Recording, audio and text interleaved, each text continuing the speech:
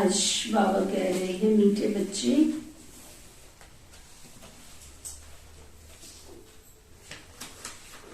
तुम्हें ज्ञान का तीसरा नेत्र मिला है।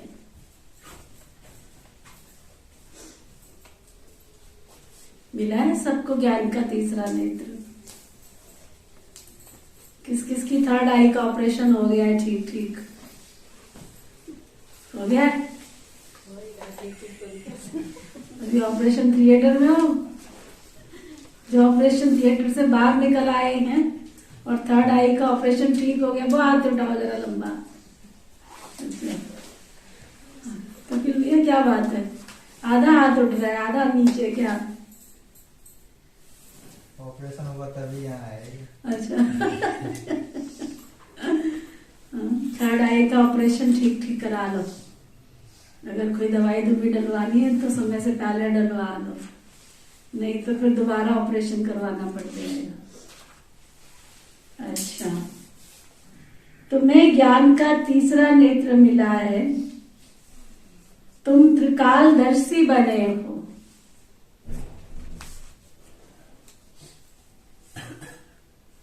सुना? त्रिकालदर्शी बने हो तुम।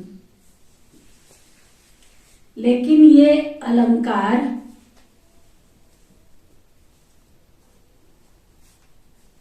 अभी तुम्हें नहीं दे सकते।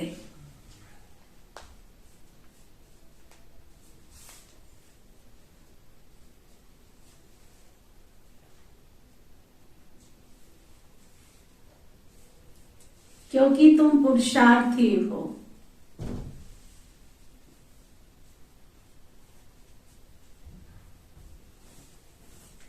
बाबा कहते ये अलंकार अभी तुम्हें नहीं मिल सकता। क्यों नहीं मिल सकता? क्योंकि तुम अभी पुरुषार्थी हो। फिर बाबा पूछ रहे हैं, गृहस्थ में रहते हुए कर्म अवश्य करना है।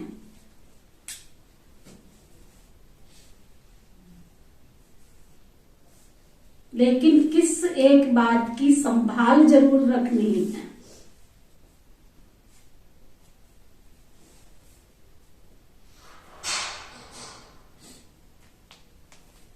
बाबा ने ये नहीं कहा कि तुम गृहस्थ छोड़कर बाबा के घर में आके बैठ जाओ, लेकिन संभाल जरूर रखनी पड़ेगी एक बात की। कौन सी एक बात है मनंद जी? खान पान की और पवित्रता की, संग दोष की और याद की और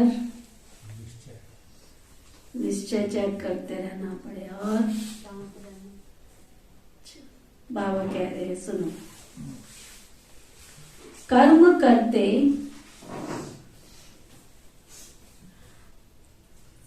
व्यवहार में आते, कर्म भी करो व्यवहार में भी आओ। बाबा ने व्यवहार निभाने के लिए कभी भी मना नहीं किया। व्यवहार भी निभाओ, लेकिन अन्न की बहुत परहेज रखनी है।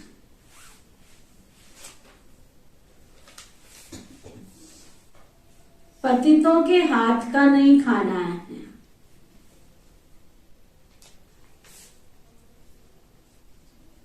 अपने को युक्ति से बचाते रहना है।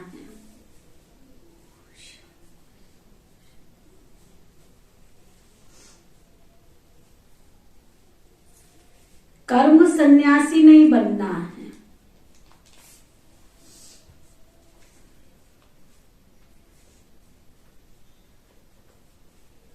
तो ना, कर्म सन्यासी नहीं बनना, लेकिन परहेज जरूर रखनी है।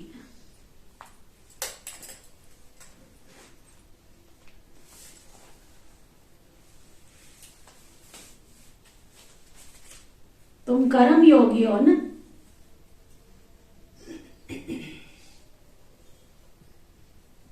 कर्म करते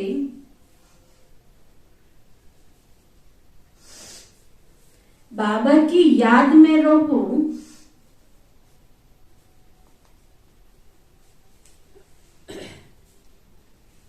तो विक्रम विनाश होंगे।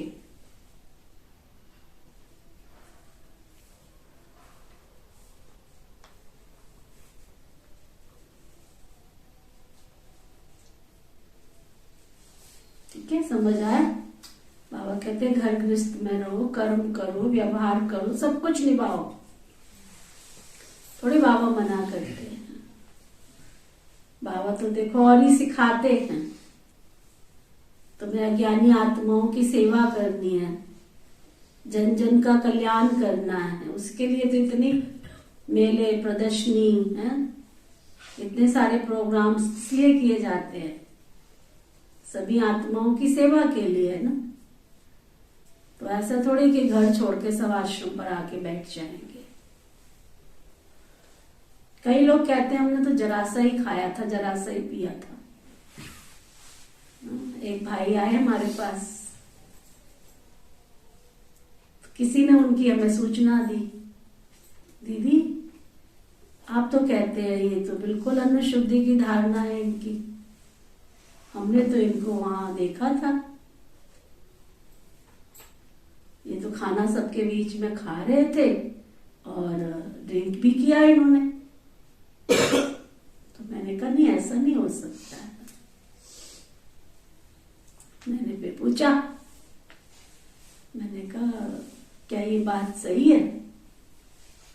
कहते हाँ सही है। ज्यादा थोड़ी ली थी दीदी, सिर्फ एक बिल्कुल चम्मच के बराबर थोड़ी सी ली थी, बस थोड़ी सी, एक चम्मच ही थी, एक घूंट ही था बस। कंपनी तो देनी पड़ती है ना। ये राइट है? हाँ, ये राइट है? राइट है? क्या कहती है आप सबकी अंतरात्मा, क्या कहती है? होम्योपैथी की कभी दवाई खाई है आपने? खाई है ना? कितनी गोली होती है, कितनी बड़ी होती है वो? आप सोचो, वो इतनी छोटी सी गोली बड़े से बड़ी बीमारी को खत्म कर देती है, तो वो एक चम्मच जाके क्या करेगी? असर नहीं करेगी, है ना? तो इतने भोले नहीं बनो। तो बाबा फिर अटेंशन खिंचवा देते हैं, बच्चे मुझे तो कुछ नहीं है, अगर तुम्हारी आत्मा को तुम्हें सतो प्रधान बनाना है तो इन सब चीजों से बस परहेज तो रखना पड़ेगा। तुम सुप्रीम सर्जन के पास आए हो ना, सुप्रीम डॉक्टर के पास आए हो, और 63 जन्म से तुमको दुख और अशांति की बीमारी लगी हुई है। 63 जन्म से विकारों की बीमारी लगी है, उसको मुझे छुट्टी दिलानी है तुमको। तो मैं तुम्हें परहेज बता रहा हूं, उससे छूटने की युक्ति बता रहा हूं। ठीक है? अच्छा, ओम शांति। बाप बच्चों को बैठ समझाते हैं। जब कोई गीता आदि सुनाते हैं तो कहते हैं यदा यदा ही धर्मस्य ग्लानिर्भवति भवति भारत। जब जब धर्म की गिलानी, अधर्म की वृद्धि होती है, तब भगवान आते हैं। बरोबर धर्म की गिलानी होती है। गिलानी माना निंदा। तो भारत में धर्म की गिलानी और अधर्म की वृद्धि हो जाती है। मैं आता ही तब हूं जब ये हालत हो जाती है। परम धाम से बाबा आते हैं क्या करने? जब सृष्टि में, पूरी सृष्टि में तमो प्रधानता छा जाती है, एकदम परिवर्तन हो जाता है सृष्टि में, एकदम सतो प्रधानता से एकदम तमो प्रधानता आ जाती है, तब मैं आता हूं। बहुत दुख है ना, मौत सामने खड़ा हुआ है। जब ये बात हम सुनते हैं कि मौत सामने खड़ा है, हमें कैसा लगता है? किसी को भी पता है मेरी मौत ने कब आकर के सच के मेरे सिर पर आके बैठ जाना है? अनिश्चित काल में जी रहे हैं हम, जहां चारों तरफ सब कुछ अनसर्टेन, कुछ भी पता नहीं है कब क्या होगा, किसके साथ कैसे होगा।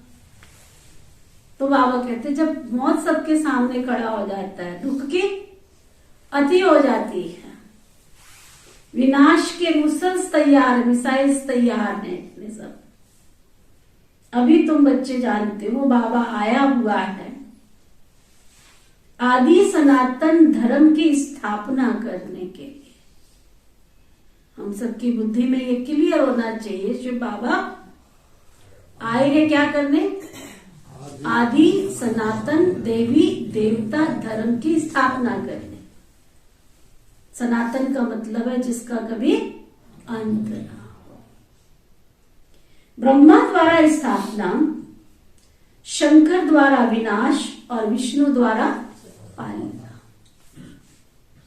बरोबर ये तीनों कर्तव्य अभी चल रहे हैं ना। ये क्लियर समझ में आना चाहिए कि प्रजापिता ब्रह्मा कुमारी ईश्वरीय विश्वविद्यालय के द्वारा स्थापना, विनाश और पालना, तीनों कर्तव्य साथ साथ चल रहे हैं। शिव बाबा हमें रोज अपने ईश्वरीय महावाक्यों के द्वारा नए संकल्प रचने हैं, नए संकल्पों की धारणा करनी है, रोज सिखा रहे हैं। और जो हमारे 63 जन्म के पुराने संकल्प है, पुराने संस्कार है, पुराने विकार है, उनको परिवर्तन करने की शक्ति भी प्रदान कर रहे हैं। और साथ साथ हम नए संकल्प जो रच रहे हैं उनको वो अपने जीवन में धारण कर रहे हैं या उनकी पालना कर रहे हैं। तो हम सब कौन बन गए मास्टर? त्रिमूर्ति बन गए। हम भी 3 कर्तव्य कर रहे हैं। अभी तुम ब्राह्मण हो और जानते हो, अभी हम ब्राह्मण से फिर देवता बन रहे हैं। अभी शिव बाबा के पोत्रे हैं, शिव बाबा के पोत्रे हैं। शिव बाबा का एक बच्चा फिर से,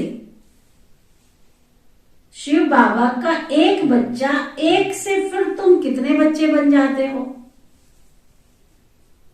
पतितों को बनाने की तुम सेवा कर रहे हो ना।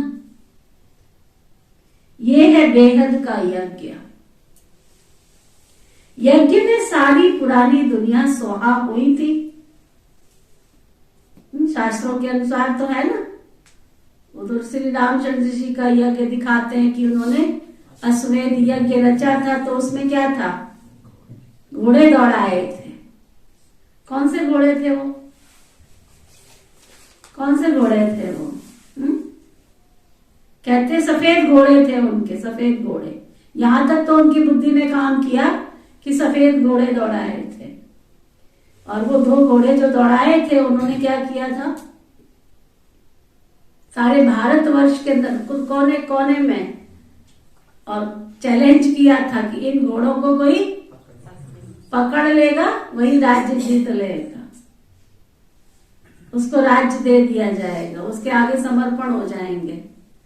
तो शास्त्रों में क्या सुनाते? उन घोड़ों को कोई पकड़ ही नहीं पाया। तो केवल जो लव कुश थे ना, श्री राम जी की संतान श्री लव कुश है ना, उन्होंने बस उन घोड़ों को पकड़ा। अब बात सोचो जरा, लव कुश कौन थे? छोटे से बच्चे, छोटे से बच्चे थे, उन्होंने घोड़े को पकड़ लिया।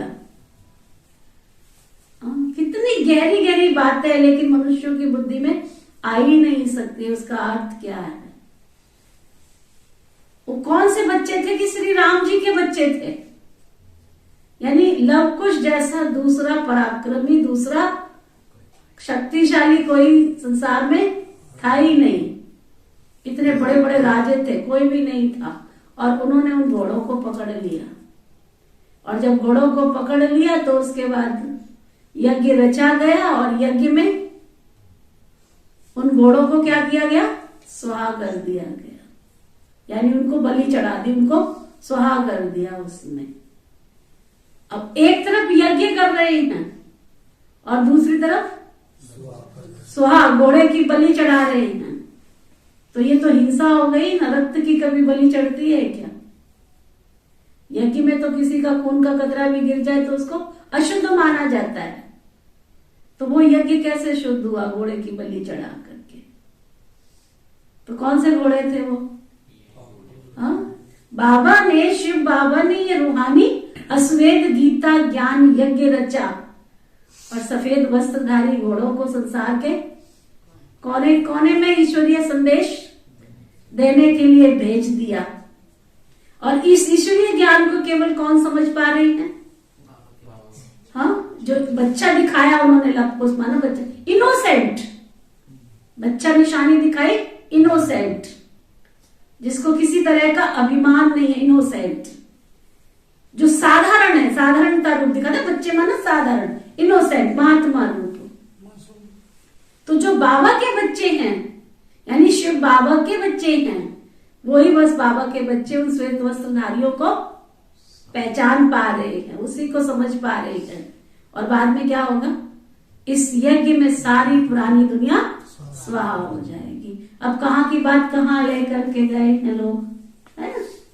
तो बाबा बता रहे हैं यज्ञ में पुरानी सारी दुनिया स्वाहा हुई थी। इस यज्ञ के बाद फिर कोई यज्ञ होगा ही नहीं।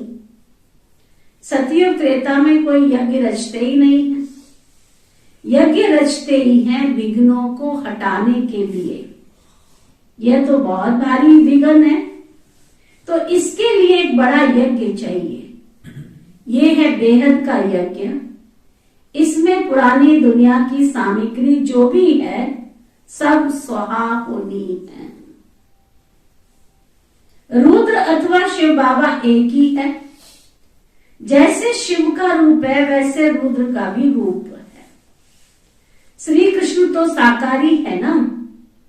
इसका सच्चा सच्चा नाम ही है शिव गीता ज्ञान यज्ञ। शिव बाबा कहते हैं, रुद्र बाबा तो कहते नहीं है। भोला भंडारी शिव बाबा को कहते हैं। ये है शिव बाबा का यज्ञ।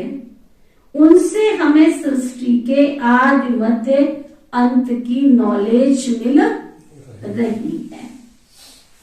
तुम जानते हो हमारा ज्ञान का तीसरा नेत्र मिला है। देवताओं को तीसरा नेत्र दिखाते हैं ना, परंतु ये ज्ञान का तीसरा नेत्र जो तुम ब्राह्मणों को मिलता है, जिससे तुम देवता बनते हो ना। ये तीसरी थर्ड आई जो डिवाइन इंसाइट मिलती है, हमको दिव्य बुद्धि मिलती है। सुना, बाबा कहते हैं इससे तुम देवता बनते हो, परंतु तुमको ये तीसरा नेत्र दिखा नहीं सकते, है ना। यहाँ चमकता हुआ तीसरी आंख दिखा नहीं सकते, क्योंकि तुम अभी पुरुषार्थी हो। कभी तुम्हारी खुल जाती है, हाँ? खुल जाती है, तो कभी चलते चलते तो बंद भी हो जाती है। हाँ? तो बाबा कहते चलते चलते कहीं भाग भी जाते हैं।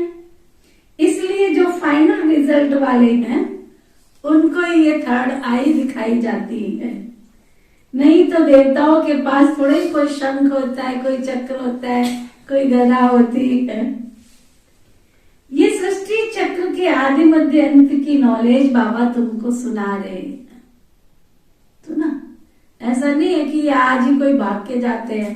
जब से सन 1937 से बाबा का ये यज्ञ रचा है, कई आए कई चले गए। हमारे लौकिक में हमारी बुआ जी थी ना, बड़ा अच्छा ये गीत गाती थी, जोर लगा लो दुनिया वालों, कितना जोर लगाओगे, है ना। शिव बाबा का झंडा कभी न झुकने पाएगा।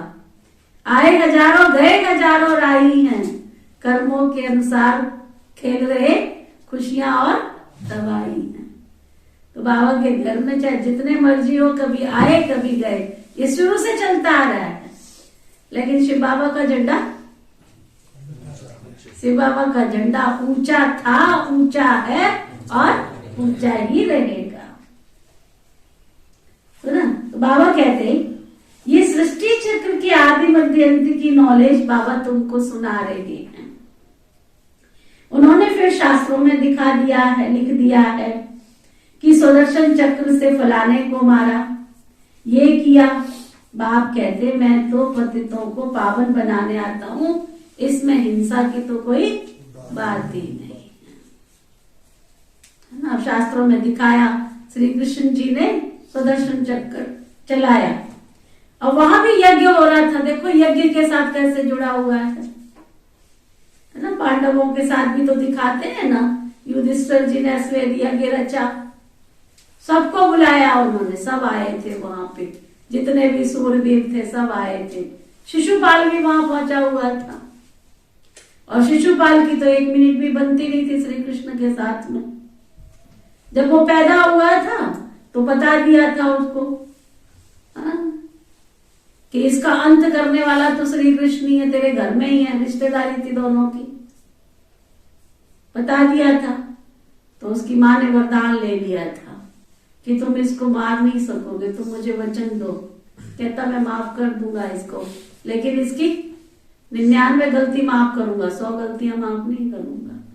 100 गलतियां माफ करूंगा, उसके बाद एक भी गलती माफ नहीं करूंगा इसको, है ना। वरदान दिया था कि 100 गलतियां माफ कर दूंगा, लेकिन 100 के बाद एक भी माफ नहीं करूंगा। एक छोड़ो कितनी, एक छोड़ो कितनी, 100 माफ कर दूंगा, 100।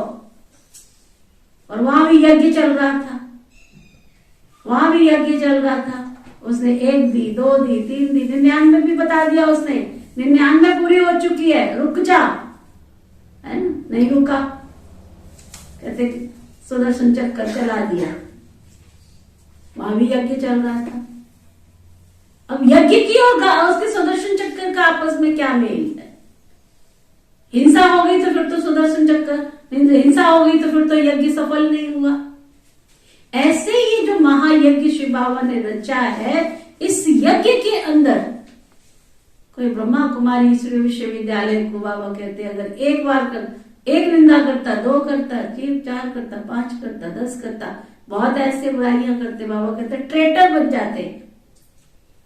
बाबा के घर में आते भी रहते हैं और बाहर जाके बुराइयां भी करते रहते हैं। ऐसों को भगवान ने क्या माफ करेगा? ऐसों को माफ करेगा?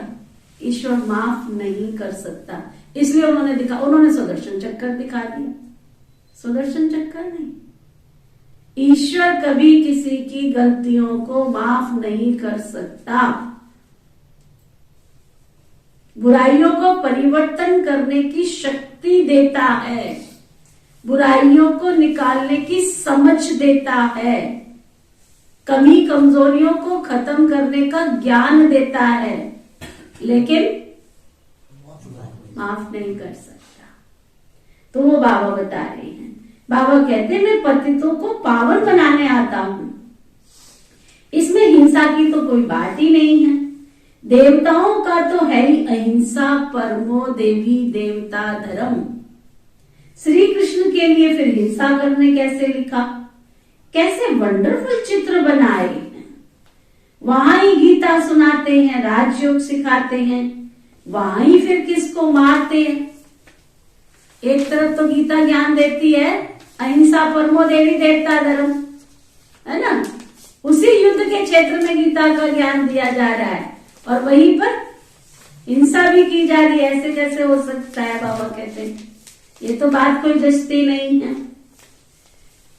बाबा को याद करते इसलिए हैं कि आकर के हमें पतित से पावन बनाओ, राजयोग सिखाओ। बाबा कहते हैं ज्ञान का सागर नॉलेजफुल मैं हूं, तुमको नॉलेज मिल रही है, इसको ही अमर कथा कहते हैं। वह तो शिव शंकर को एक कह देते हैं, शंकर सूक्ष्म वतनवासी, वो कैसे कथा सुनाएंगे? उनको तो नॉलेजफुल नहीं कहा जाता। शिव बाबा सारे सृष्टि चक्र का राज समझाते हैं, जो नॉलेज कोई के पास है ही नहीं। बाप धनी को न जानने के कारण ही आर्फन बन पड़े, है ना। बाबा जो धनी है उसको नहीं पहचानते, इसलिए आर्फन माना अनाथ बन गए। और फिर क्या करते हैं? आपस में लड़ते झगड़ते रहते हैं। सतयुग में कोई झगड़ा होता ही नहीं है, न रोना न पीटना। इसलिए मोहजीत राजा की कथा सुनाते हैं। कथाएं तो ढेर हैं, हर एक धर्म में किस्म किस्म की कथाएं हैं, जो सब भक्ति मार्ग की सामग्री है। भक्ति करते हैं भगवान से मिलने के लिए। आधा कला भक्ति करते आए हैं, भगवान तो किसको मिला ही नहीं। 63 जन्म से भक्ति की, फिर भगवान मिला क्या? अगर भगवान मिलता तो भगवान नरक में थोड़ी ढकेलता, फिर नीचे गिरते आए, इतने सारे तीर्थ किए, इतने सारे जप किए, सब कुछ करते करते तो ऊपर की तरफ जाना चाहिए था ना। मनुष्य भक्ति क्यों करता है? क्यों करता है भक्ति? पुण्य कमाने के लिए ना। तो पुण्य कमाने के बाद तो चढ़ती कला होनी चाहिए ना, तो उतरती कला क्यों हो गई? तो बाबा कहते हैं आधा कला भक्ति करते आए हैं, भगवान तो किसको मिला ही नहीं। अब बाबा ने तुम बच्चों को परिचय दिया है, तुम्हें फिर औरों को देना है। संशोच फादर, बाबा कहते हैं ये ज्ञान जो मैंने तुमको दिया है, तुम्हें औरों को देना है। क्यों देना है? संशोच फादर, बच्चे ही तो पिता का नाम पाला करेंगे ना। तो बाप का परिचय दे, सबको नॉलेज बताते रहो। को गीता में कितना साफ आता है, कितना साफ। पढ़ भी रहे हैं लोग, सुना भी रहे हैं, फिर भी अर्थ नहीं समझ रहे। पढ़ भी रहे हैं, सुना भी रहे हैं, फिर भी नहीं समझ रहे। वो कहते ये ज्ञान मैंने पहले, इससे पहले मैं कई बार दे चुका हूं। गीता के अंदर सुना ना उस दिन, ये ज्ञान मैं पहले भी कई बार दे चुका हूं। उससे पहले मैंने मनु को दिया था। बहुत आगे आगे बताते जाते हैं। तो गीता केवल युद्ध के मैदान में नहीं गाई गई थी, उससे पहले भी ये ज्ञान दिया गया, लेकिन उसको समझते नहीं है। तो वही चक्कर अब रिपीट हो रहा है। शिव बाबा फिर से वही सच्ची सच्ची गीता सुना रहे हैं। ये मुरली क्या है? ये हमारी सच्ची सच्ची गीता है। संतोष फादर, तो बाबा का परिचय दे, सबको नॉलेज बताते रहो।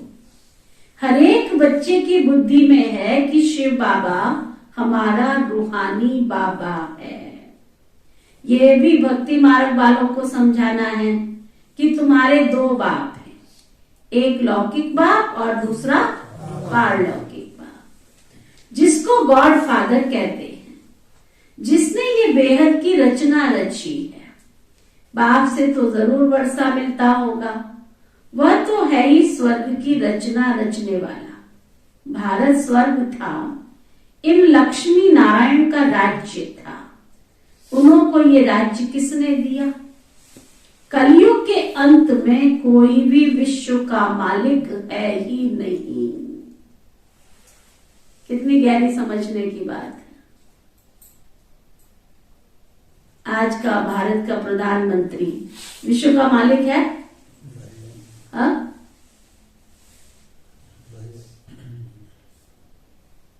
तो बाबा कहते कलयुग के अंत में विश्व का मालिक है ही नहीं, हो ही नहीं सकता। कितना गहरा राज है। यह है ही रावण का राज्य। खुद भी कहते हैं हमको राम राज्य चाहिए, नई दिल्ली में दैवी राज्य चाहिए। राम राज्य है सतयुग त्रेता और रावण राज्य है द्वापर कलयुग। द्वापर से ही भक्ति मार्ग शुरू होता है, विकार भी शुरू होते हैं, जिसकी निशानियां भी हैं। जगन्नाथपुरी के मंदिर में बाहर देवताओं के गंदे चित्र बनाए हैं। ताज तख्त तो वही है, सिर्फ विचित्र विकारी दिखाते हैं। जब देवताएं वाम मार्ग में जाते हैं, फिर धरती की उथल पुथल भी होती है। सोने हीरे के महल सब नीचे चले जाते हैं। पूजा के लिए कितना बड़ा भारी मंदिर बनाया है। भक्ति मार्ग में आप ही पूज्य, फिर आप ही पुजारी। बाबा समझाते हैं मैं तो पुजारी बनता नहीं हूं, अगर मैं बनूं तो फिर मुझे पूज्य कौन बनाएगा? शिव बाबा कहते हैं अगर मैं पूज्य बनूं तो, पुजारी बनूं तो मुझे कौन पूज्य बनाएगा। मैं ना पतित बनता हूं ना बनाता हूं। पतित तुमको रावण बनाते हैं जिसको जलाते आते हैं। इस समय पाप आत्माओं की दुनिया है। गाते भी है ना, हे पतित पावन आओ। फिर कह देते हैं पतित पावन सीताराम रघुपति राघव राजा राम। झट त्रेता वाले राम की याद आ जाती है। अब वह भी तो पतित पावन नहीं है ना, त्रेता वाले राम की बात है, वो भी तो पतित पावन नहीं है ना। बाबा ये सब बातें बच्चों को बैठकर समझाते हैं। तुम सब सीताएं हो, द्रौपदियां हो, एक की बात नहीं है। द्रौपदी को अब 5 पति दिखाते हैं। अब ऐसी कोई बात होती नहीं है ना, ऐसी कोई बात होती नहीं है। द्रौपदी कौन थी? कौन थी? कौन थी? पांडवों की पत्नी। बस इतना ही आता है हमको, और इससे ज्यादा तो कुछ पता नहीं है। द्रौपदी कौन थी? हाँ? अरे अपना तो छोड़ो, भी अज्ञान की बात बता दो। अज्ञान में क्या दिखाते हैं? श्री कृष्ण उनके सखा थे, ये भी पता है हमको। पर द्रौपदी कौन थी हम ये पूछ रहे हैं। 5 पांडवों की पत्नी इतना ही जानते हैं, बाकी नहीं जानते हैं। द्रौपदी जो थी उसके पिता ने यज्ञ रचा था। द्रौपदी का जो पिता था, नाम नहीं मुझे याद आ रहा, द्रौपदी के पिता ने यज्ञ रचा था। उस यज्ञ से द्रौपदी का जन्म हुआ। समझ में आया? पुत्र के लिए यज्ञ रचा था उन्होंने, लेकिन पुत्र से पहले उनको पुत्री की प्राप्ति हुई। ऐसा शास्त्रों में दिखाते हैं। कितनी गहरी बातें, कितनी गहरी बातें। इन गहरी बातों का अर्थ नहीं समझते। फिर दिखाते हैं कि जो यज्ञ से द्रौपदी जब पैदा हुई तो उसके पिता को अच्छा नहीं लगा, तो द्रौपदी के पिता ने उसको कभी प्यार ही नहीं दिया। द्रौपदी को कभी प्यार ही नहीं किया, क्योंकि उन्होंने तो पुत्र प्राप्ति के लिए यज्ञ रचा था। सुना? अब वो द्रौपदियां कौन थी? वो द्रौपदियां कौन थी? कितना गहरा राज है। वो द्रौपदियां इस यज्ञ से पैदा हुई, ये शिव पुत्रियां ही तो हैं। अब उसका पिता उनको प्यार नहीं करता तो माना, जो लौकिक पिता था, तो हम बाबा के घर में आते, हमारे माता पिता सहज थोड़ी हमको ब्रह्मा कुमारी बना देते हैं। कितना गूढ़ रहस्य है। यज्ञ से पैदा हुई शिव पुत्रियां, द्रौपदियां। कहां की बातें कहां कहां जाकर के कहां कर गोल गोल हमारे ऋषि मुनियों ने हमको घुमाया हुआ है। तो ये यज्ञ से पैदा हुई द्रौपदियां। तो बाबा कहते एक द्रौपदी की बात नहीं है। अब उन्होंने दिखा दिया उनके 5 पांडव पति थे उनके। अब पांडव तो थे ही कौन थे? 5 पांडव। पांडव माना, आप देखो पांडवों के नाम देखो। युधिष्ठिर, जो युद्ध में स्थिर रहने वाला हो उसको कहते थे युधिष्ठिर, और युधिष्ठिर को दिखाते थे वो धर्मराज का प्रतीक है। गुणवाचक चीजों को दिखाया गया है, कोई प्रतीकात्मक नहीं है कि हाँ वो 5 पति थे उनके। भीम माना शक्तिशाली गदा, ज्ञान की गदा जिसके पास है। अर्जुन जो ज्ञान को ओटे सो अर्जुन, ज्ञान को अर्जन करने वाला, अर्जित करने वाला, ज्ञान की डेप्थ में जाने वाला, गहराई में जाने वाला अर्जुन। और नकुल जो फॉलो करने वाला, फॉलो नकल, ब्रह्मा बाप की नकल, शिव बाप की नकल करने वाला, फॉलो करने वाला। सहदेव माना तन मन धन से सहयोग करने वाला। ये 5 पांडव उन्होंने प्रतीकात्मक दिखा दिया कि वो 5 पांडव थे। हर चीज का अर्थ बाबा ने में एक एक समझाया है। अब देखो, अब दुर्योधन, क्यों उसकी माता को कोई नाम ही नहीं मिला? दुर्योधन, दुराचारी, दुशासन, ये नाम थे कौरवों के। एक ही परिवार की 2 संतान है, तो एक ने तो नाम रख दिया इतने और एक ने रख दिए ऐसे। उसकी बहन का नाम था, दुर्योधन की बहन का नाम था दुशाला, है ना।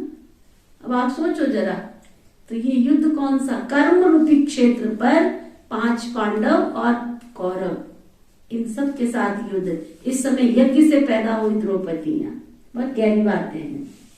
तो बाबा कहते हैं ऐसी कोई बात है नहीं, भारत ही प्राचीन पवित्र खंड था, क्योंकि पतित पावन परम पिता परमात्मा का ये बर्थ प्लेस है। उसने यहाँ आकर के पतित नरकवासियों का उद्धार किया है। सब धर्म वाले गॉडफादर को याद करते हैं, क्योंकि सब तमो प्रधान है ना। इब्राहिम, बौद्ध आदि सब इस समय हाजिर हैं। पहला नंबर ब्रह्मा भी पति दुनिया में है, तो और कोई वापस कैसे जा सकता है। सभी इस समय कब्र दाखिल हैं। बाप आकर सबको गति सदगति देते हैं। सतयुग में भारत पवित्र था, देवताओं के आगे जाकर गाते भी हैं, आप सर्वगुण संपन्न, संपूर्ण निर्विकारी, डबल अहिंसक, मर्यादा पुरुषोत्तम। सतयुग में सब पवित्र थे, अपने आप को विकारी समझते हैं। इस समय सब विकारी हैं। सब विकारियों को निर्विकारी बनाने के लिए बाप को ही आना पड़ता है। तो पतित पावन बाप ठहरा, ना कि पानी की नदियां। पतित पावन ज्ञान सागर से निकली हुई ये ज्ञान गंगाएं हैं, शिव शक्ति सेना है। शिव से ज्ञान का कलश मिलता है। बाबा कहते बच्चे गृहस्थ व्यवहार में रहो, गृहस्थ व्यवहार में रहो, परंतु पवित्र रहो। कर्म तो करना जरूर है ना, ये तो है ही कर्म योग। कर्म संन्यास तो हो ही नहीं सकता। कोई सोचे कि मैं कर्म सन्यासी हूं, कर्म संन्यास तो हो ही नहीं सकता। चलना भी तो कर्म है, सोना भी तो कर्म है, खाना भी तो कर्म है, नहाना भी तो कर्म है, कमाना भी तो कर्म है। तो कर्म सन्यासी तो कोई व्यक्ति शरीर में आने के बाद हो ही नहीं सकता। वो समझते हैं घर में खाना नहीं बनाते हैं, भीख पर गुजारा करते, इसलिए हम कर्म सन्यासी हैं। बाबा कहते कर्म सन्यासी नहीं, वो तो फकीर ठहरे। अन्न तो विकारियों का ही पड़ता है ना पेट में, तो अन्न दोष लग जाता है। पतित घर से भल निकल जाते हैं, फिर भी जन्म तो पतित घर में ही लेना पड़ता है ना। तुमको भी अन्न का असर शरीर पर पड़ेगा।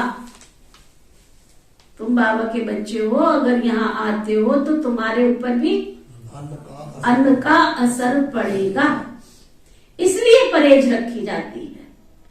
तुम्हें पतित का अन्न नहीं खाना चाहिए। जितना हो सके अपने आप को बचाते रहो, बस। ये कर्म की फिलॉसफी है अर्जुन। तू नहीं जानता, तेरे कर्मों का ज्ञान मैं आकर के देता हूं। हे अर्जुन, तू कर्मों की ज्ञान गति नहीं जानता, मैं आकर के तुम्हें बताता हूं। कर्म का बहुत बड़ा सूक्ष्म ज्ञान है, जिस ज्ञान से कोई, जिस कर्म की गति को कोई टाल नहीं सकता। कहते हैं कर्म गति टाले नहीं टले, चाहे कर लो लाखों बार। इतना सूक्ष्म ज्ञान है कर्म का, बहुत गहरा ज्ञान। बाबा कहता पतित का अन्न नहीं खाना चाहिए, जितना हो सके अपने आप को बचाते रहो। बाबा के घर में ये भोग बनाने की प्रथा क्यों चली? अभी तो गुरुवार को बाबा के घर में भोग लगता है, लेकिन मम्मा बाबा जब साकार में थे तो हफ्ते में 3 बार भोग लगता था। इतवार को, गुरुवार को और बुधवार को 3 बार भोग लगता था। और आप भाग्यशालियों की शाबाद में परमानेंटली लगता है, कई जगह पे इतवार को भी, लेकिन नियम के साथ नहीं। मैं समझती ऑल इंडिया में एक शाबाद का सेंटर होगा जहां पे गुरुवार और इतवार नियमित भोग लगता है। गुरुवार को तो ऑल ओवर वर्ल्ड में बाबा के घर में भोग लगता है, इतवार का भोग हमारी दादी जानकी जी जब यहाँ आए तब वो शुरू करके गए थे। बड़ी सभा में उन्होंने बोला आप भोग नहीं लगाते, इतवार को भोग नहीं लगाते हो, लगाया करो ना। तो भोग लगाना तब से शुरू हुआ बाबा के घर में और चला आ रहा है तब से। कितने साल हो गए? तब सुरेश भाई का जन्म हो गया था क्या? हाँ, आ गए थे उस समय, है ना, 12-13 साल हो गए। आप सोचो जरा। दादी ने बड़ी सभा में बोला, हमने फिर बात की आपस में भी, दादी ऐसा ऐसा बोल के गई, क्या करना चाहिए? कहता दादी बोल के गई और निभाया, सब भाई बहन निभा रहे हैं। देखो कैसे सर्कल में सब बंध गए और सब निकलते भी जाते, अपने आप सीट भरती चली जाती। ये भी वंडरफुल कहानी है इस लिस्ट की। आप इसमें से निकलते भी जाते हैं, आते भी चले जाते हैं। कोई एडवांस पार्टी में चले गए हैं तो निकल गए, कोई यहाँ से चले गए तो निकल गए, कोई माया के राज्य में भागंती हो गए तो निकल गए। लिस्ट वही की वही घूमती रहती है। कितनी बड़ी वंडरफुल कहानी। निकलने से पहले डालने वाला आ जाता है ना, वंडरफुल कहानी। कितनी वंडरफुल कहानी। जीतो माता निकल गई, अमरजीत बहन निकल गई, कई लोग निकल गए यहाँ से, सूक्ष्म गति निकल गए, कोई भागंती होके निकल गए। लिस्ट वहीं की वहीं फिर से घूम रहे। तो ये भी एक बाबा के घर की बहुत बड़ी, इस बाबा के घर को बाबा ही चला रहे हैं, इसलिए बाबा के इस भोग की महिमा भी अपरम अपार है। ये भोग जो खाते हैं ना बाबा के घर का अन्न, ये अंदर जाके काम करता है, ये वेस्ट नहीं जाता है। हमारी दादी जानकी जी अपना अनुभव सुनाया करती थी, जब से बाबा की बच्ची बनी तब से लेकर अब तक, जब तक शरीर छोड़ा है तब तक उन्होंने एक दिन भी बाबा का कमरा और अमृत, जो यहाँ अमृत दिया जाता है ना, अमृत नहीं छोड़ा। एक दिन भी भोजन खाने से पहले अमृत का पान। बाबा की मुरली तो अमृत का पान है ही, लेकिन बाबा की थाली में जो अमृत रखा जाता है ना, उन्होंने भक्ति में कह दिया चरणामृत। वो मूर्ति को धो के धुला के वो पानी रख देते हैं, फिर उसको कहते हैं चरणामृत। वो चरणामृत से कल्याण नहीं होता। ये बाबा के घर का जैसा पिएंगे पानी वैसी होगी वाणी। इसलिए बाबा की भोग की थाली में अमृत रखा जाता है। वो अमृत भी जाके काम करता है अंदर। जो आप सब समझते हो ना, बाबा के घर में आके कब आपके अंदर ब्रह्मचर्य की शक्ति आ गई, कब अन्न शुद्ध की शक्ति आ गई, कैसे कैसे बाबा के जो नियम में फॉलो करते चले जाते, वो आप नहीं करते हो। ये बाबा के घर का अमृत जो अंदर जाता है ना, बाबा के घर का जो भोग अंदर जाता है ना, ये जाके काम करना शुरू करता है। इसलिए कहते हैं अन्न शुद्ध। जैसा खाएंगे अन्न वैसा होगा मन, जैसा पिएंगे पानी वैसी होगी वाणी। पतित के घर का खाएंगे तो मन क्या होगा? पतित ही होगा। विकारी के हाथ का खाएंगे तो विकार पैदा होंगे।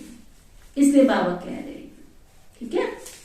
तो बाबा कहते पतित का अन्न नहीं खाना चाहिए। हाँ, छोटी सी कहानी सुनाते, कहते एक राजा ने बहुत बड़ा भंडारा रखा। पहले रखते थे ना लोग, तो उन्होंने बहुत बड़ा भंडारा रखा, लेकिन भंडारे में सबसे पहले ब्राह्मणों को खिलाते। तो एक ब्राह्मण को बुलाया गया खाना खिलाने के लिए। वो ब्राह्मण जी आए, खाना खा के चलते बने तो रानी कनौला का हार पड़ा था। उनके मन में संकल्प आया, इस हार को उठा के ले जाऊं, कल मेरी जिंदगी कैसे चलेगी पता नहीं। ले गए, पता चला रानी का हार चोरी हो गया, बहुत ढूंढा मिला कोई नहीं। आगे चले, कुएं के पास देखा, वहां प्यास लगी है, पानी पिया। पहले जमाने में कुएं होते थे, बाल्टी होती थी, डोर होती थी, है ना, पानी पिया। वो डोरी और बाल्टी भी लेके चलते बने। कहते आगे कुएं को बाल्टी मिली कि नहीं मिली, है डोरी मिली कि नहीं मिली, और जाके अंदर सो गए पेड़ के नीचे। सो के उठे तो देखा ये बाल्टी क्यों मेरे पास रखी है। संकल्प आया, ये क्या किया तूने महात्मा होके, ब्राह्मण होके, तू आज बाल्टी चुरा के ले आया। लोग क्या सोचेंगे बाल्टी कहाँ गई। उठा, उठ करके बाल्टी को बाल्टी की जगह रखा, कुएं पर रख दिया। हाँ, राजमहल पहुंचा और राजा को कहता है इधर आओ राजन। बोला क्या? तुमने आज जो भंडारा रखा था ना, ये राज भोज रखा था, ये किस लिए रखा था? कहां से आया था इसका पैसा, वो बताओ। कहता है ऐसे ऐसे एक सेठ ने अपनी बेटी की शादी की थी, तो एक सुनार ने सोने के जेवर की जगह चांदी का जेवर दे दिया था। बड़ी लंबी कहानी सुनाते। तो उसको पकड़ा तो वो पैसा आया, वो राजकोष में आया, उस पैसे का भंडारा खिलाया। कहता चोरी का भोजन खिलाया ना, उस चोरी का भोजन जो है ना मेरे ऊपर भी असर कर गया। ये तेरी रानी का हार मेरे पास है, पकड़ ना। कितना हमारे ऋषि मुनियों ने समाज को सिखाने के लिए कितनी कितनी कहानियां सुनाई है, कितनी कितनी बातें सिखाई हैं। कहते उस समय फिर उस महात्मा ने पक्का कराया कि ये राजन कभी भी भोजन कभी भी खिलाना तो इधर उधर के पैसे का मत खिलाना। तो बाबा के घर में भी जो भोग बनता है ना, वो पहले भोग भंडारी से निकलता हुआ पैसा उसका भोग बनता है। और हमें भी पता चलता है जो शुद्ध वृत्ति से बाबा के घर में भोग लगाते हैं ना, उस भोग की बरकत ही बहुत होती है, बरकत ही बहुत होती है। कितने लोगों के मुंह लगता है, और कईयों का ऐसा वैसा आ जाता है ना, तो सारा दिन मक्खियां घूमती रहती है, उतने लोग भोग खाने आ ही नहीं पाते। तो इस भोग की बहुत बड़ी अपरम अपार महिमा है। इसलिए बाबा के घर में कोई भी अपना तन सफल करते हो, मन सफल करते हो, धन सफल करते हो, तो बहुत श्रद्धा का, बहुत प्यार का, बहुत भावना का और शुद्ध वृत्ति वाला होना चाहिए ना। अच्छा, तो वो बाबा आज पक्का करा रहे। पक्का हुआ अन्न की महिमा। इसलिए बाबा कहते हैं जैसा खाएंगे अन्न वैसा होगा मन। तो पतित का अन्न नहीं खाना चाहिए। जितना हो सके अपने आप को बचाते रहो। कोई का झगड़ा बहुत हो जाता है, एक भाई ज्ञान में आता है, दूसरा नहीं आता है, ऐसे बहुत सारे केस होते हैं। इतना बेहद का राज्य लेते हो तो जरूर झगड़े तो होंगे ही ना। कोई भी हालत में तुमको अपना बचाव रखना है। मुक्ति तो पाते नहीं है, गपोड़े मारते रहते हैं, हम जोत जोत में लीन हो जाएंगे। समझाते समझाते आखिर उनकी बुद्धि में आएगा ये तो बात ठीक है। सतयुग की आयु अगर लाखों वर्ष होती तो संख्या बहुत बढ़ जाती। अभी तो संख्या ही सबसे थोड़ी है, क्योंकि कन्वर्ट हो गए हैं और धर्मों में चले गए हैं। देवता धर्म वाले सूर्यवंशी हैं। राम को फिर क्षत्रिय निशानी दे दी है। अभी तुम रूहानी क्षत्रिय हो, माया पर जीत पाते हो। इसमें समझने की बड़ी बुद्धि चाहिए। योग भी बड़ा सहज है। आत्माओं का योग लगता है परमपिता परमात्मा के साथ। सुना, आत्माओं का योग लगता है किसके? परमपिता परमात्मा के साथ। योग आश्रम तो बहुत है, परंतु वे सब हठ योग कराते हैं। ये थोड़ा ही कोई समझते हैं। परमपिता परमात्मा के साथ योग लगाओ। तुम बच्चे जानते हो बाबा हमको दलाल के रूप में मिले हैं। कहते हैं मामे कब याद करो तो तुम्हारी खाद निकल जाएगी। याद करते करते करते तुम मुक्ति धाम में चले जाएंगे। बाबा बैठ समझाते हैं, बच्चे दुनिया का हाल तो देखो क्या हो गया है। अरे तुम जो विश्व के मालिक थे, अभी तुम बेघर बन पड़े हो। क्या चलो, कहाँ गए सोने के हार? 9 लाख का हार कहाँ गए? बाबा ने 9 लाख का हार बनाया था, लक्ष्मी बनाया था, कहाँ गया सोने का 9 लाख का हार? हाँ, बाबा कहते तुमको मैंने विश्व का मालिक बनाया था, अब हाल तो देखो तुम्हारा क्या हो गया है। बिल्कुल बेघर बन पड़े हो। अब बाबा हमको बेघर तो प्रिंस बनाते हैं। भारत बेघर है, पतित राजाएं पावन महाराजा महारानी के मंदिर बनाकर पूजा करते हैं। निराकार शिव बाबा की पूजा करते हैं, तो जरूर कुछ किया होगा ना। कितने मंदिर हैं तुम अभी जानते हो। 5000 वर्ष पहले भी आकर राजयोग सिखाया था। तुमने अनेक बार राज्य लिया और गवाया। अब फिर शांति धाम और सुख धाम को याद करो, दुख धाम को भूलते जाओ। ये सब कुछ विनाश हो जाना है, फिर तुम स्वर्ग के मालिक बनेंगे।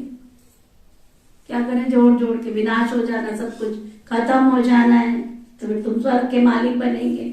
बाबा कहते मैं तुम्हारा बेहद का बाप भी हूँ, तुमको बेहद का वर्षा देने आया हूँ। तुम्हारी दिल में खुशी है, हम अपनी राजधानी स्थापन कर रहे हैं, परंतु तुम्हारा सारा गुप्त है ना। बात सारी क्या है? यहाँ सब कुछ गुप्त है। सब कुछ गुप्त है तुम्हारा, गुप्त सारा। रावण पर जीत तुमको पानी है, गाया भी जाता है माया जीते जगत जीत। 5 विकारों पर तुमको बच्चे जीत प्राप्त करनी है। 5 विकारों का संन्यास करना है। सबका खिवैया तो एक बेहद का बाप भी है। सबकी सदगति करने वाले तो सतगुरु बिगर घोर अंधियारा। अब ये पता है कि गुरु बिगर घोर अंधियारा, ये पता है कि गुरु बिगर घोर अंधियारा। पर कौन से गुरु बिगर घोर अंधियारा? जिनका खुद ही धर्म कर्म नहीं है, खुद ही विकारों में जाते, खुद ही बच्चे पैदा कर रहे हो, तुम्हारी गति सदगति क्या करेंगे? तो बाबा कहते भारत में गुरु बहुत है, हर एक स्त्री का पति भी गुरु। फिर देखो कितनी दुर्गति हुई है। कह देते हैं सब ईश्वर के रूप है, हम ईश्वर है। फिर योग किससे लगाएं? फिर भी भक्ति बंद हो जाए, फिर हे भगवान क्या किसको बुलाते हैं? साधना किसकी करते हैं? खुद ईश्वर थोड़ा ही कभी बीमार पड़ता है। अगर सब में भगवान है तो भगवान बीमार पड़ेगा। बाबा कहते परंतु पूछने वाला कोई है ही नहीं किसी से, तुम क्या बोल रहे हो? डरते रहते हैं कहीं गुरु जी से श्राप ना मिल जाए। वास्तव में श्राप देने वाला तो रावण है। बाप तो वर्षा देते हैं, रावण दुश्मन है ना, इसलिए उसको जलाते रहते हैं। अभी तुमको मालूम पड़ा है सतयुग में पावन प्रवृत्ति में सुख था, अभी तो पतित प्रवृत्ति में दुख ही दुख है। अभी इसका विनाश होना है, तुम देखेंगे अर्थक्वेक आदि होती रहेगी। बाबा भी कहां तक बैठ के तुमको शिक्षा देंगे? सुन रहे हो? क्या समझ में आया? कब तक बैठ के तुम्हें पढ़ाते रहेंगे? कभी आ गए, कभी चले गए, कभी बैठ गए। पढ़ लो ढंग से, पढ़ लो ढंग से। बाबा तुम्हारे लिए बैठा नहीं रहेगा यहाँ पढ़ाने के लिए। हाँ, बाबा कहते कब तक तुमको शिक्षा देते रहेंगे? लिमिट तो होगी ना कि नहीं है? कोई लिमिट है या नहीं आपके हाथ में? कोई लिमिट है बाबा की पढ़ाई की? नहीं है। हाँ? स्थापना होगी फिर विनाश होगा, तो ना अंत में बहुत मजे देखेंगे। शुरुआत से जास्ती वह तो पाकिस्तान था ना, अभी तो विनाश का समय है। तुमको बाबा बहुत कुछ दिखाएंगे। सुनो, जो बाबा के बच्चे पक्के पक्के पक्के योगी बच्चे होंगे ना, बाबा उनको विनाश थोड़े दिखाएगा। एक तरफ भूकंप आएगा, बाबा उनको ले जाएगा ट्रांसफर, तो स्वर्ग के सीन देख रहे होंगे। एक तरफ बाढ़ आ रही होगी, वो तो देख रहे होंगे, वो तो बिल्कुल स्वर्ग की दुनिया में होंगे। ऐसे बाबा डोरी खींच लेगा। दुनिया की थोड़ी तड़प तड़प के मरेंगे हम, मरेंगे सब। विनाश होगा तो ये थोड़ी सारे महल, ये महल और चौबारे नहीं रह जाएंगे सारे। लेकिन दुनिया और हमारे में अंतर इतना, अगर हे अर्जुन तेरे बहुत काल का किया हुआ अभ्यास होगा, बाबा की याद होगी, तो याद में बाबा बच्चों की बुद्धि रूपी डोरी को ऊपर खींच लेगा बतन में, तो ना। बाबा कहते बहुत मजे देखेंगे, बाबा बहुत कुछ करके दिखाएंगे। फिर जो अच्छी रीति, अब अंडरलाइन करो, फिर जो अच्छी रीति नहीं पढ़े होंगे, अच्छी रीति जो नहीं पढ़े होंगे, वो अंदर फटकते रहेंगे। फिर भटकन रहेगी उनके अंदर। फिर क्या कर सकते हैं? जब रिजल्ट सामने आएगी फिर क्या करेंगे? जितना जितना पुरुषार्थ करना है कर लो, करना है जो भी कर लो। ये वक्त जा रहा है, किसके लिए रुका है और किसके लिए रुकेगा? करना है जो करना है कर लो। बाल बच्चों को भी संभालना है, काया थोड़ी बनना है। बाबा कहते काया थोड़ी बनना है। कदम कदम पर बाबा से श्रीमत लेकर श्रीमत पर चलना है। बाबा को याद करते रहना है, बस इसमें ही मेहनत है। पापों का बोझा सिर से कैसे उतरे, उसके लिए सहज ज्ञान योग है। यह है ज्ञान बल, योग बल, जिससे तुम माया पर विजय पाकर विश्व के मालिक बनते हो। ये अंडरलाइन करो, ये ज्ञान बल है। इस ज्ञान बल से तुम विकारों पर विजय प्राप्त करके विश्व का मालिक बनते हो। अच्छा, मीठे मीठे सिकिलदे बच्चों प्रति माता पिता बाप दादा का याद प्यार और गुड मॉर्निंग। रूहानी बाप की रूहानी बच्चों को नमस्ते। हम सब रूहानी बच्चों की दिल व जान सिक व प्रेम से नमस्ते नमस्ते नमस्ते जी। धारणा के लिए मुख्य सार होमवर्क। श्रीमत पर ज्ञान और योग बल से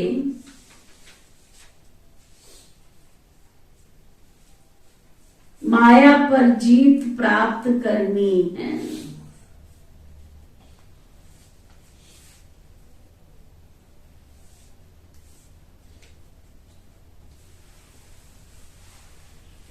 विनाश के पहले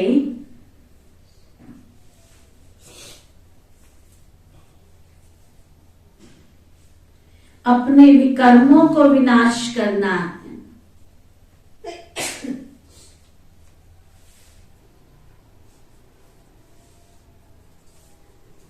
विनाश के पहले अपने विकर्मों का विनाश करना है।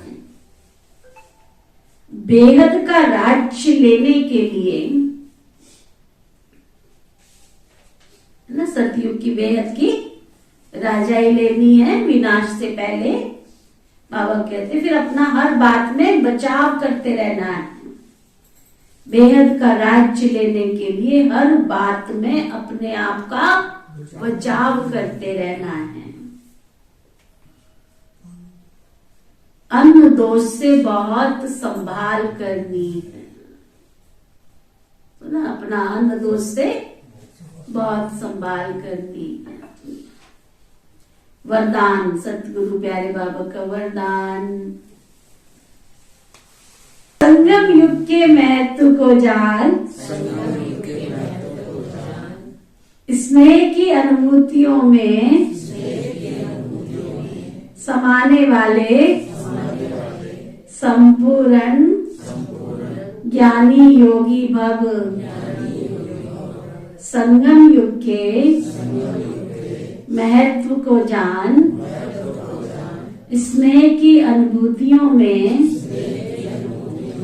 समाने वाले संपूर्ण ज्ञानी और योगी भव। ना, इस संगम युग के महत्व को जान के खूब बाबा से प्यार की, स्नेह की, खुशी की, शांति की अनुभूति करते योगी बनना, ज्ञानी और योगी। संगम युग के महत्व को जान, स्नेह की अनुभूतियों में समाने वाले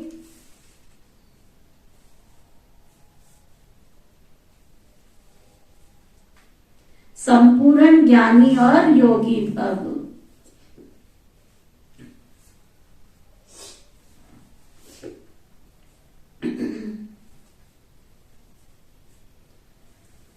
संगम युग परमात्म स्नेह का युग है। समझ में आया?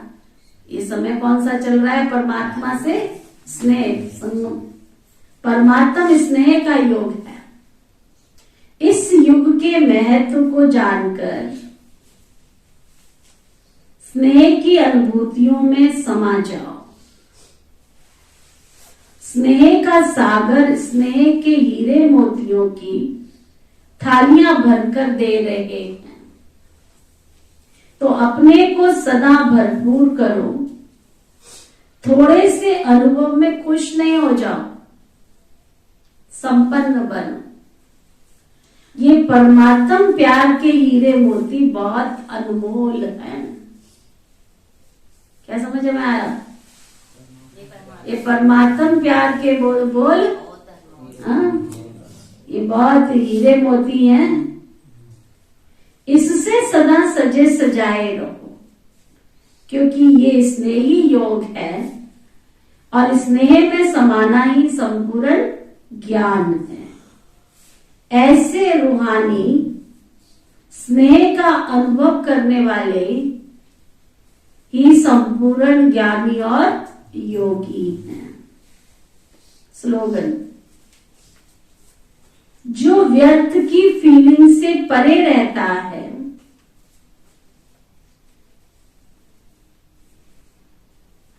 जो व्यर्थ की फीलिंग से परे रहता है वही माया जीत बनता है।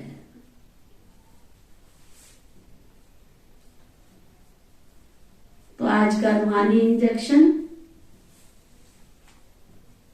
मैं व्यर्थ की फीलिंग से परे